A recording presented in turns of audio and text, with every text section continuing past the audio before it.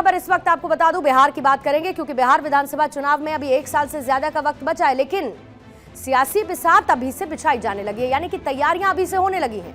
लोकसभा चुनाव के बाद से ही बीजेपी से लेकर आरजेडी और बाकी दल अपने अपने समीकरण को दुरुस्त करने में जुट गए हैं। और इसी बीच सियासी पिच पर अब पीके यानी प्रशांत किशोर की एंट्री हो गई है।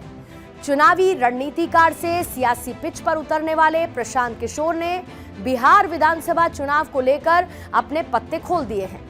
प्रशांत किशोर की एंट्री के साथ ही वही बात फिट बैठती है कि जो क्वेश्चन पेपर बनाता था, आज वो उसी क्वेश्चन पेपर के एग्जाम में जवाब देने के लिए बैठ गया है। ये है पीके का अनुभव।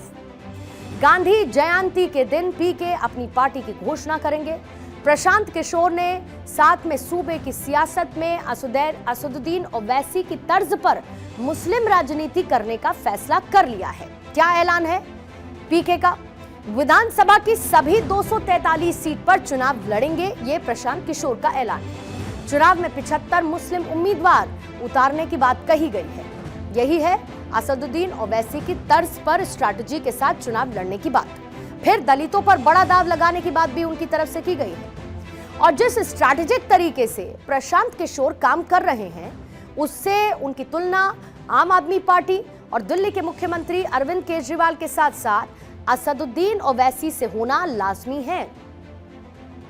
पर क्या वो बिहार में वो करिश्मा दिखा सकेंगे? पीके की स्ट्रैटेजी का क्या असर पड़ सकता है संभावित, मसलन पार्टीज पर? आरजेडी की सबसे पहले बात करेंगे क्योंकि बिहार में इस समय आरजेडी मेन ऑपोजिशन पार्टी है। हालांकि लोकसभा चुनावों में आरजेडी को जो एक्सपेक्टेड विनिंग नंबर था या जो सीटें थी वो मिल नहीं सकी, उनका प्रदर्शन अच्छा नहीं रहा। लोकसभा चुनावों में आरजेडी ने मुस्लिमों को टिकट देने से दूरी बनाई थी।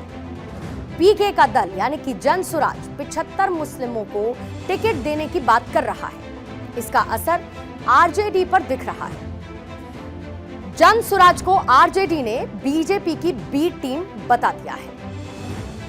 अब इसके साथ साथ प्रशांत किशोर हैं जो कि लगातार लालू यादव पर हमला करते रहते हैं। जन सुराज पदयात्रा के दौरान पीके सबसे ज्यादा हमलावर लालू परिवार पर ही रहे हैं। नीतीश कुमार की पार्टी को भी टारगेट करते रहते हैं, पर सबसे ज्यादा हमले वो आरजेडी पर करते हैं। तेजस्वी यादव के लिए उनके मुंह से हमेशा नौवीं फेल नेता ही निकलता रहा है।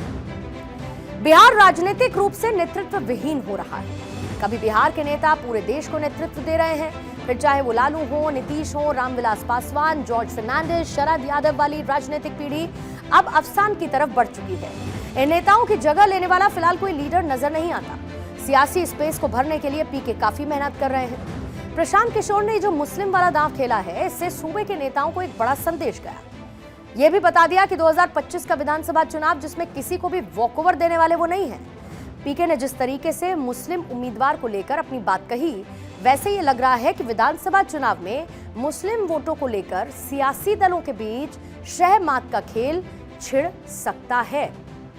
जाहिर है कि आगे पता चलेगा कैसा इंपैक्ट रहेगा, लेकिन ये जो बिहार में एम पॉलिटिक्स है, इसका समीकरण क्या है? करीब 17.7% मुस्लिम आबादी यहाँ पर है।